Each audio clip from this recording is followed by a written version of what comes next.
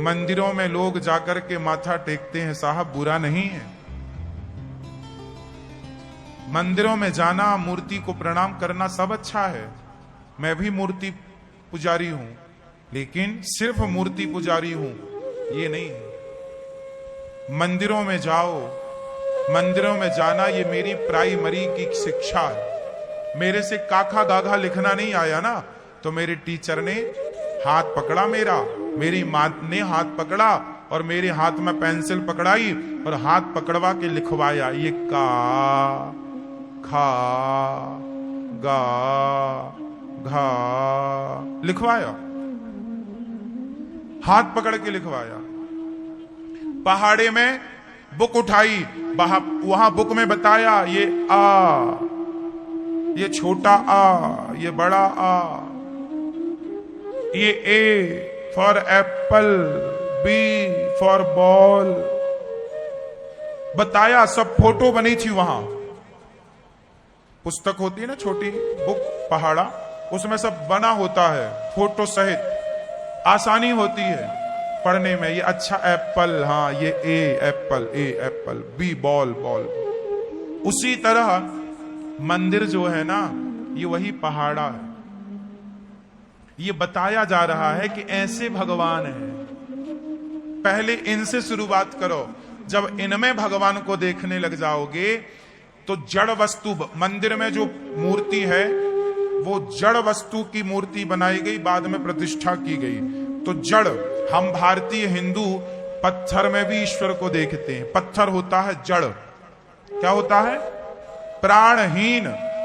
तो जड़ वस्तु में ईश्वर को देखते हो, तो जिसमें प्राण है उसमें ईश्वर को क्यों नहीं देखते भाई?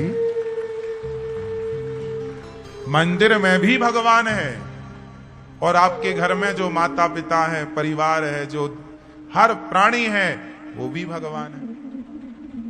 अब आप अपनी मां से तो करो झगड़ा, बाप को तो गालियां दो, और मंदिर जाओ, माथा टेको, शंकर जी को जल चढ़ाओ, जय शंकर जी, ओम नमः शिवाय। अब बताओ ये कौन सी पूजा है भैया? बाप को तुम गिलास भर पानी नहीं पिला रहे हो, सास की तुम सेवा नहीं कर रहे हो, और जा रहे हो तो वहां बढ़िया लोटा भर जल चढ़ा रहे हो। अब यही रह गया है कलयुग में। कलयुग में यही रहा। माता भूखी बैठी है और बेटा जा रहा है वैष्णव मैया के दर्शन करने। जय माता दी, जय माता दी, जय माता। 14 किलोमीटर की चढ़ाई चढ़ेगा पैदल और माता जी का दर्शन करे, और खुद की माता बोली बेटा पानी दे दे। अरे बुढ़िया मरेगी कब? खुद की माता को पानी नहीं दे रहा है, खुद की माता को वृद्धाश्रम छोड़ रहा है, और माता रानी के दर्शन करने वहां जा रहा है। अब सोचो कि ये कौन सी भक्ति कर रहा? आप लोग ही बताओ भाई, मैं तो मूर्ख आदमी हूं। आप ही बताओ कि कौन सी भक्ति है ये। समझ लो आप, ऐसा हो रहा है कि नहीं? फिर और ऐसे लोग परेशान है, महाराज जी भगवान नहीं मिले, 100 जन्म और लगेंगे तो भी नहीं मिलेंगे भगवान तुम्हें। ऐसे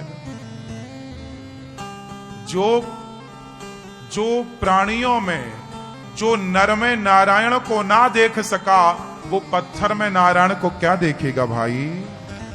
जो नर में नारायण को ना देख सका, वो पत्थर में नारायण को क्या देखेगा? ये तो बताओ।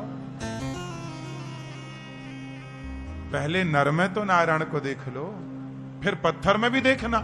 हम ये नहीं कह रहे कि पत्थर में नारायण नहीं होते, होते क्यों नहीं है? कण-कण में होते हैं। यदि वो कण-कण में है तो आप सबके रूप में भी तो है ना मेरी मां।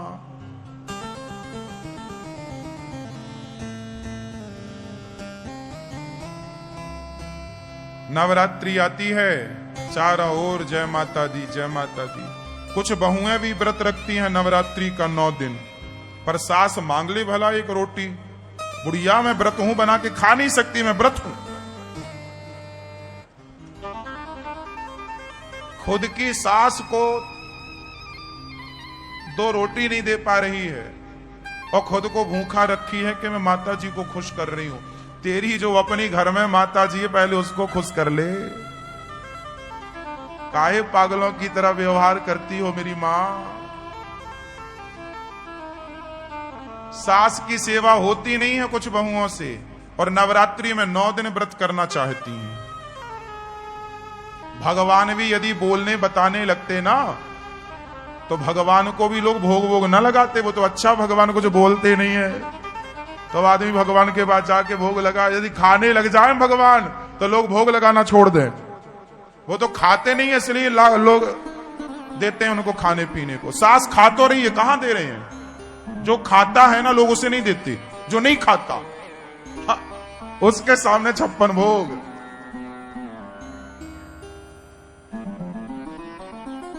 इसका अर्थ ये नहीं है, मेरी बातों का आप ये गलत अर्थ मत निकाल लेना कि भगवान को भोग नहीं लगाना चाहिए। लगाना चाहिए, 56 भोग भी लगाना चाहिए, लेकिन पहले सबको, ये दास अनिरुद्ध गौरी गोपाल भगवान को भी 56 भोग लगता है, लेकिन पहले जब गौरी गोपाल आश्रम में आने वाला प्रत्येक व्यक्ति बढ़िया पेट भर के तृप्त हो जाता है, उसके बाद भगवान को 56 भोग लगता। प्रभु पहले नर सेवा, बाद में नारायण सेवा।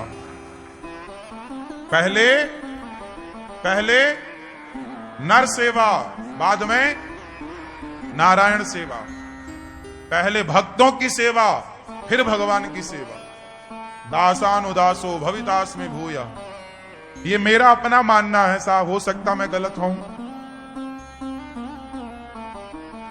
लेकिन मेरा अपना मानना है।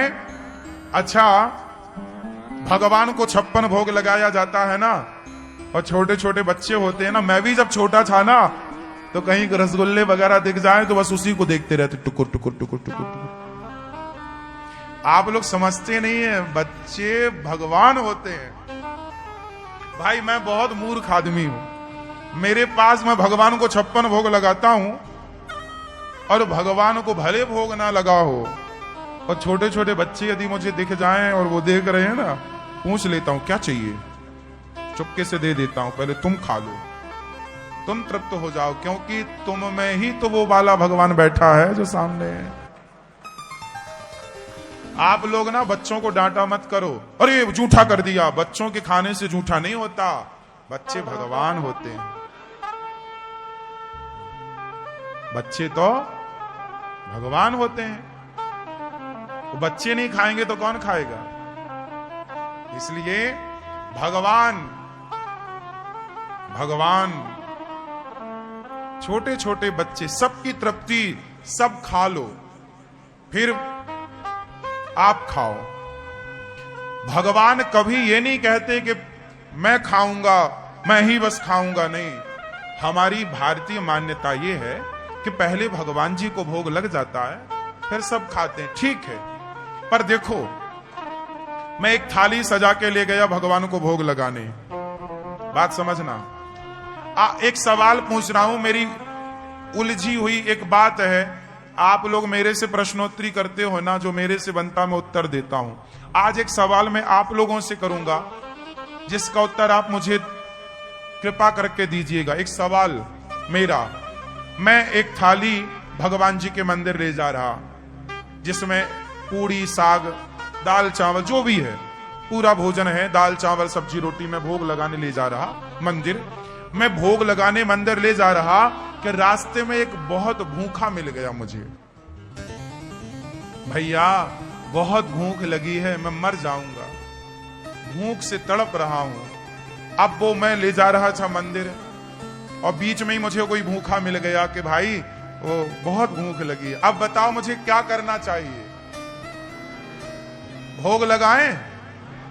अरे वो मंदिर वाले भगवान इस रूप में मेरी परीक्षा लेने आए हैं कि तू नर की सेवा करता है या नहीं। वो इस रूप में, दरिद्र नारायण के रूप में वही आए हैं, आप समझते नहीं हो। इसलिए सबकी तृप्ति ही ईश्वर की तृप्ति है। हाँ या ना? सिंपल है। आप लोग समझो पूरी बात। ये गौरी गोपाल आश्रम में यही होता है। कोई भी आ जाए, हमारे ठाकुर जी को सवेरे, हमारे ठाकुर जी को कई बार भोग लगता है, गौरी गोपाल भगवान जी को। आप सवेरे पाते हो ना, सवेरे 8 बजे से भोजन चालू हो जा। आप लोग अपने घर में कितने बजे खाते हो?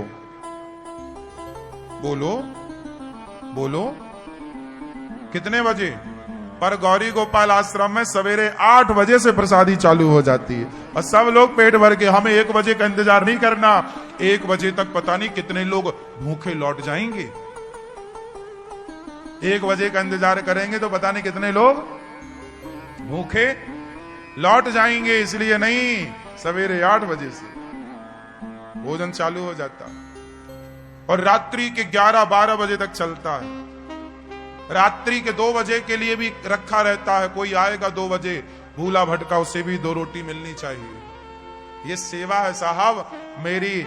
इस सेवा से ही मेरे कन्हैया प्रसन्न होते हैं, मेरे भगवान खुश होते हैं।